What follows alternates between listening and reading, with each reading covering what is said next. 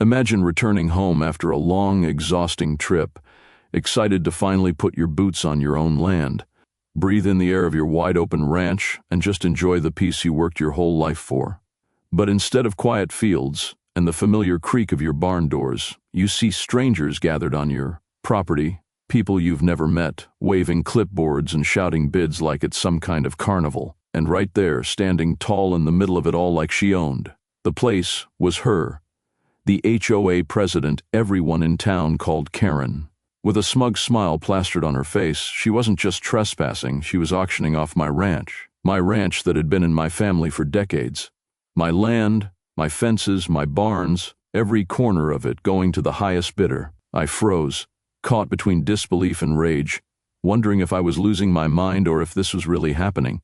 Then, before I could even open my mouth, she whipped out her phone, dialed 911, and screamed into the receiver that a dangerous intruder had just broken into my own home. In that single moment, I realized I wasn't just fighting for my property. I was about to fight for my freedom, my name, and my legacy. And what I uncovered in the days that followed was bigger, dirtier, and more dangerous than anything I could have imagined. The story really began weeks before I even set foot back on that dusty road leading to my ranch. I had taken a short trip, nothing fancy, just a chance to clear my head and get away from the constant battles I'd been having with the HOA over petty fines, ridiculous rules, and their obsession with controlling every inch of land that wasn't theirs. My ranch wasn't even supposed to be under their authority. It sat outside the HOA's original boundaries. But Karen and her board had been sniffing around for months, circling like vultures, claiming technicalities in old documents that gave them oversight. I brushed it off at first, thinking it was just more empty threats from people who loved power but hated hard work. But little did I know, while I was gone, Karen had been plotting something far more sinister than sending me letters or harassing me with phone calls.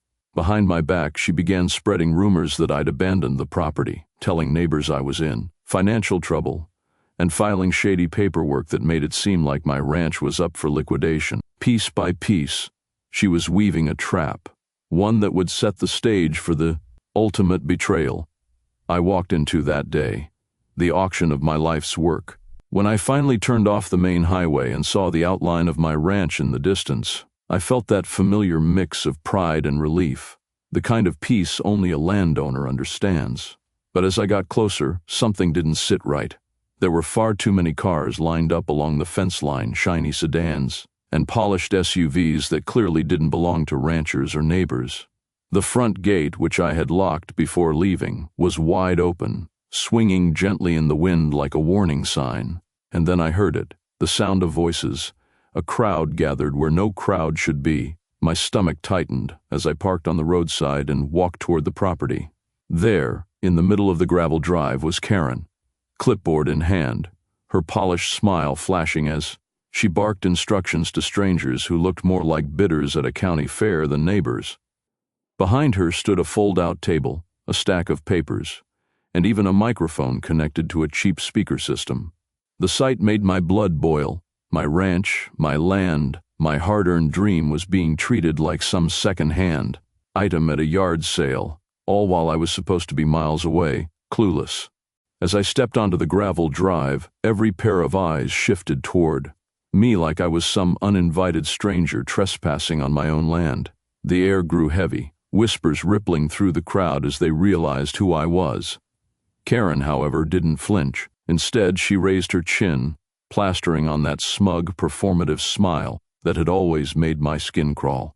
"Oh, look who decided to join us," she said into the microphone, her voice echoing across the property like she was the master of ceremonies at a circus. I wanted to shout, to end this madness right then and there, but something told me to hold back. These people didn't know the truth yet. They thought they were attending some legitimate sale, and Karen was banking on my outrage to make me look like the unhinged one.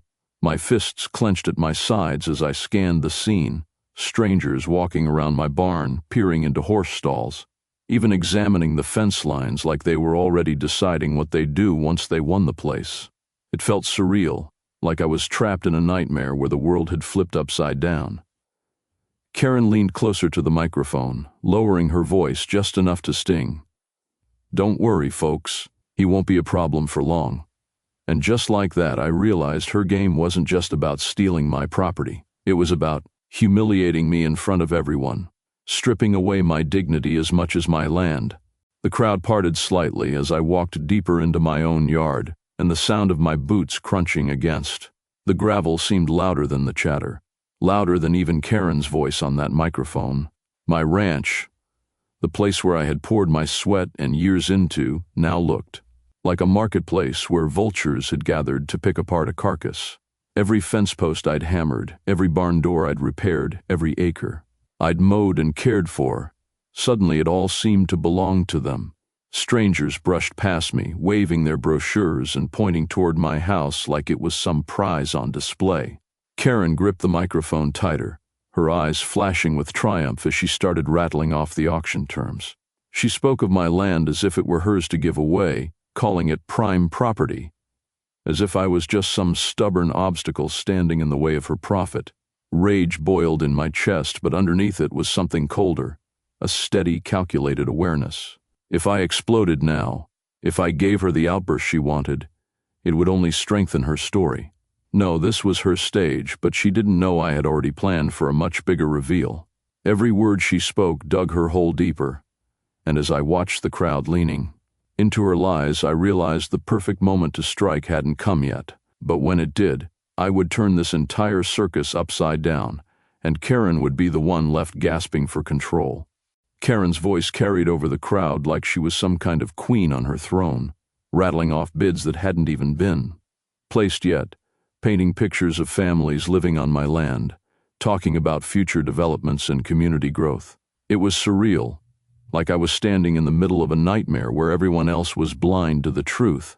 I clenched my fists, the veins in my hands straining as I fought to keep myself composed, but the buyers around me weren't helping. A man in a crisp suit actually had the nerve to laugh and nudge his friend while pointing at my barn, saying it'd make a fine teardown for a new pool house. My barn, where I'd spent summers sweating through repairs, where my father had once leaned against the doors teaching me how to rope cattle. The disrespect was staggering, but Karen fed on it, smiling wider with each nod of approval from her audience. I felt my jaw tighten as I locked eyes with her. For the first time, her confident smirk faltered, just a flicker, but enough. She knew I wasn't just a passerby. I was the storm on the horizon she hadn't accounted for. The temptation to shout the truth was almost unbearable, but I knew better. Revealing my hand too soon would ruin everything. Instead, I stepped closer, close enough for her to see the fire in my eyes, and I watched as a shadow of unease crossed her face. She tried to recover, raising her voice louder into the mic, but it was too late. The first cracks in her control were showing, and I knew it was only a matter of time before the whole facade came crashing down. The air felt charged, like a thunderstorm was about to break, as Karen caught herself, stealing quick glances at me between her fake smiles and booming auctioneer's voice. She was rattled, and I could taste it. Every time her eyes flickered in my direction, she found me a little closer, my boots crunching deliberately on the gravel as I edged forward through the crowd. Buyers shifted uncomfortably as they noticed me, some of them whispering, others frowning like I was some unwanted intruder spoiling their party. But I didn't care. Every step was a message. To Karen, to the bidders, to anyone who thought my silence meant surrender.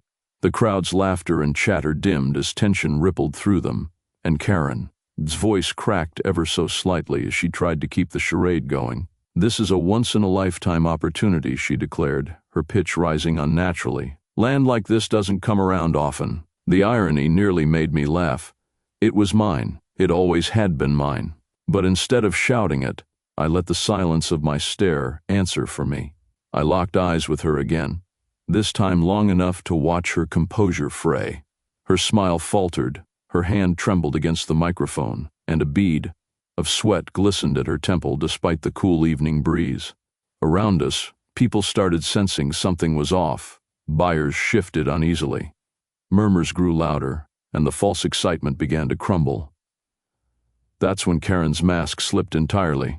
She turned sharply toward me, her polished voice replaced by a snap of raw irritation. "Can I help you, sir?" She barked, her words sharper than she meant them to be. The crowd hushed instantly, all eyes on us, and I knew in that moment the stage was mine. She had just invited me into the spotlight of her own performance, and I was about to dismantle her show piece by piece. The silence that followed her barked question was deafening, broken only by the faint hum of the microphone feedback and the shuffle of uneasy feet. I let the pause stretch, making her stew in it, before finally answering in a low, steady voice that carried across the crowd without needing a mic. Yes, you can help me by explaining why you're auctioning off my ranch. The words landed like a hammer blow. Gasps erupted from the crowd, a ripple of confusion and shock surging through. The bidders who had just moments ago been eager to spend their money. Karen's eyes widened, her mouth opening and closing as if scrambling for a script that no longer existed. Her polished mask shattered in front of everyone, and the arrogance that had fueled her confidence began to drip away. A man in the front row frowned and muttered, "Wait, did he just say his ranch?" Another whispered to his wife, "What's going on here?"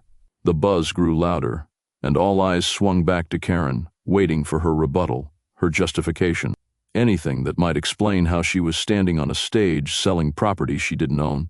She cleared her throat, forced a smile that looked more like a grimace, and snapped, "Into her mic, ladies and gentlemen. Please ignore this interruption. This man is clearly mistaken," but her voice quivered, betraying her fear. I stepped forward again, close enough now that people could see the documents. In my hand, the title deed with my name blazing across it like a weapon. Gasps turned into murmurs of outrage, some bidders stepping back, others shaking their heads as if they'd been caught in a con. Karen's knuckles whitened around the microphone, her chest rising and falling too fast, her calm unraveling in real time. And then, for the first time since I arrived, the crowd wasn't looking at her with admiration, they were looking at her with suspicion. She was cornered, exposed, and she knew it.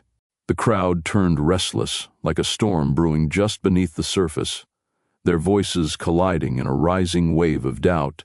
One man shouted from the back, "Show us the paperwork then," and another snapped, "You better not be trying to scam us, Karen." The sharp edge of their voices cut through the air, and for the first time Karen looked, rattled, her composure cracking in front of everyone she thought she controlled. Her smile faltered, her lips twitching as though she wanted to argue but couldn't find the right lie fast enough. I held the title deed higher, the sunlight catching its embossed seal, and the murmurs hushed into silence again, every eye glued to the undeniable proof in my hand. "This ranch," I said slowly, every word deliberate, "was built by my family, owned by me, and no one, especially not this HOA, has any right to auction it." The words hung heavy in the air. Karen snapped back, her voice shrill now. "This is nonsense. He's just trying to disrupt legitimate business. Security, remove him." But no one moved.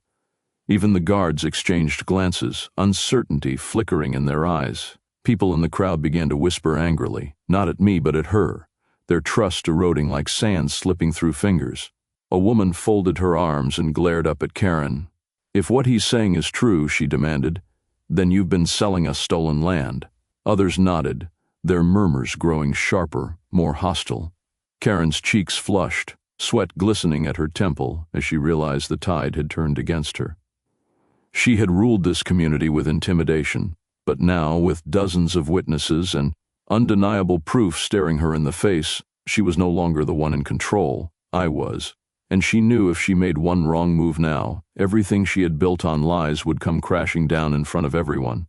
Karen's voice cracked as she tried to regain control, her words tumbling out faster than her brain could process them. "He's lying. He forged that deed. Don't listen to him." But the more she spoke, the more desperate she sounded, like a cornered animal lashing out. The crowd didn't buy it anymore. They'd seen the seal, they'd heard the conviction in my voice. And now every shaky word she spat only dug her hole deeper. One of the bidders slammed his clipboard shut with a snap that echoed across the ranch yard. "I'm not putting a dime into this scam," he barked, glaring up at Karen with cold eyes. Another man muttered, "I knew it was too good to be true," before walking away, and that was the trigger. The crowd erupted, shouting questions, accusations, demands. "Where's our money going? Did you pocket the fees? Is this even legal?" Karen stumbled back from the podium, her polished shoes slipping slightly in the dirt, her mask of authority stripped bare. I stepped forward, closing the distance, my voice booming over the chaos. For months, she's been trying to sell what never belonged to her, and now, caught red-handed, she's trying to lie her way out. But this time there's no escape.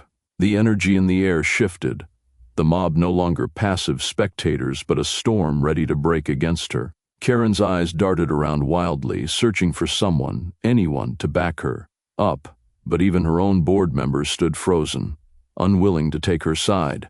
Her empire of fear and manipulation had collapsed in an instant, and all she could do was cling to the microphone like it was a lifeline. But no one was listening anymore. For the first time she was powerless, and everyone watching knew it.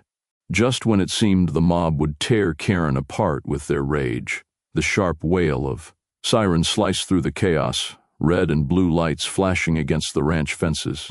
The sheriff's cruisers rolled in, tires grinding gravel, and the crowd scattered just enough to let them through. Karen's face lit up with a manic kind of relief, like she'd just been handed a golden ticket. She raised her arms and shouted, "Finally! Arrest him! He's trespassing! He's threatening us all!" But the sheriff didn't move toward me. Instead, he walked right past Karen's podium, his boots heavy on the wooden platform, and stopped directly in front of me. The crowd fell into a hushed silence, every ear tuned to his next words. He tipped his hat slightly and said in a calm, measured voice, "You the landowner." My heart pounded as I handed over the deed I'd shown the crowd earlier, my name glinting on the official paper beneath the courthouse seal. The sheriff scanned it, nodded once, then turned toward Karen. His tone shifted, cold and cutting. "And you, ma'am, we've had a stack of complaints piling up about you. Illegal auctions, harassment, unauthorized property sales." Karen's smile crumbled in an instant, replaced with a twitch of panic. No, they're lying. He's lying," she stammered, her words overlapping as the sheriff held up a hand to silence her. The crowd murmured, leaning forward like an audience waiting for the curtain to drop. Karen tried to step down from the podium, but two deputies closed in, their hands hovering near their cuffs. For the first time, she realized the cavalry wasn't here for her. They were here for justice. Her empire had officially run out of road. The crowd erupted into a low roar as the deputies closed in on Karen, their hands firm on her arms as she tried to wriggle free, her polished facade crumbling into raw desperation. "You don't understand. I built this community. They need me," she screeched, her voice cracking as she dug her heels into the wooden stage, refusing to move. The sheriff didn't flinch, didn't even raise his voice. He simply recited her charges like a grim list carved in stone: fraud, illegal auctions, harassment, property theft. Each word landed like a hammer blow, and you could see her knees buckle with the weight of them. The neighbors, the very people she had bullied for years, now cheered. For her downfall, their voices swelling into chants of "Lock her up, lock her up." The sound echoed through the ranch like thunder, each note stripping Karen of the authority she once clung to. She twisted toward me with wide, wild eyes, spitting venom in her final plea. You set me up. You'll pay for this." But the sheriff cut her off with a sharp nod to his deputies. The metallic click of handcuffs snapped across the silence, louder than her shrill protests. For a brief moment, the mob stood frozen, drinking in the sight of the untouchable queen finally dethroned. Karen's once commanding presence shrank into something pitiful, almost fragile, as she was led down the steps. Like any other criminal, her designer heels sinking into the dirt of a ranch that was never hers to claim. In that instant, the balance of power shifted, not just back to me, but to every person she had wronged. And as the sheriff locked the cuffs tighter, I knew this wasn't just about my land anymore. This was about sending a message. No self-proclaimed ruler, no HOA Karen, could stand above the law forever. When Karen was hauled off the stage, the air shifted, like a storm finally breaking after years of tension. Neighbors who had once whispered behind closed doors now stood tall, clapping, cheering. Some even hugging each other in disbelief that the nightmare was over. The sheriff's trucks pulled away, red and blue lights bouncing off the ranch walls, leaving behind a stunned but liberated crowd. For the first time in months, maybe years, the land felt alive again. free from the chokehold of Karen's arrogance. I could see it in their faces, relief, justice, and the quiet pride of knowing they had stood together against her tyranny. But in the back of my mind, one thought lingered. Was Karen really finished? Or had this only been the beginning of a much larger battle? The morning after Karen's arrest, the ranch was eerily quiet, like the land itself was taking a long, deep breath. I walked the fences, touched the barn doors, and for the first time in months, I felt like I actually owned my home again. But just as I was beginning to believe the nightmare was behind me, a thick envelope arrived by courier. Inside was a stack of legal papers with Karen's name stamped across them. Lawsuits, claims, and appeals she had filed before being dragged away. My stomach sank as I realized she wasn't done, not even close. She had laid traps in advance, legal snares designed to keep fighting me even from behind bars. As I stood on my porch, papers in hand, a chilling thought crossed my mind. This war wasn't over. It had only changed battlefields. Karen's final gambit unfolded in the courtroom, where her lawyers strutted in with boxes of evidence meant to paint me as the villain who had supposedly abandoned his property. But the moment the judge opened the files, the cracks in her scheme were glaring. Forged signatures, altered documents, even fake witnesses who buckled. Under cross-examination, every lie unraveled in front of her eyes.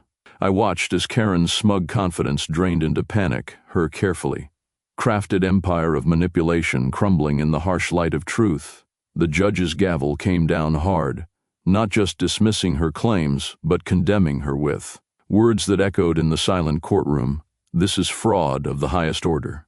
Karen's last shot had backfired, sealing her downfall more completely than I ever could have imagined. When the dust settled, I stepped out of that courtroom, not just with my ranch secured, but with Karen stripped of every ounce of power she once flaunted. Her HOA cronies abandoned her, lawsuits piled up, and her once polished reputation turned into a town-wide punchline. As for me, I returned to my land with a sense of peace I hadn't felt in months. The barns stood tall, the fields were mine again, and the silence of the open range was no longer haunted by her meddling voice. Yet the sweetest victory wasn't just reclaiming what was mine. It was knowing that Karen, the self-proclaimed queen of control, had destroyed herself trying to destroy me. And from that day on, every sunrise over my ranch reminded me that sometimes the best revenge is simply watching your enemy choke on their own schemes. So, what do you think? Was Karen's downfall satisfying enough? Or do you feel she still got off easy? Stories like this remind us that power-hungry people often dig their own graves the moment they try to step on someone else's life. And honestly, watching her empire crumble while I reclaimed everything she tried to steal was sweeter than any kind of revenge I could have planned. But here's the thing. HOA nightmares and meddling neighbors aren't rare. They're happening everywhere, every single day. And sometimes the battles aren't just about property. They're about pride, about respect, about standing tall when someone wants to strip away what you've worked for. If you enjoyed this story, make sure you hit that like button, drop a comment with your thoughts, and share. If you've ever had a Karen in your life, I'd love to hear your battles and how you handled them. And of course, don't forget to subscribe, because the next story might just be wilder than this one. Until then, remember, your peace is priceless, and sometimes the best way to win is to let your enemies burn themselves out while you stand back and watch.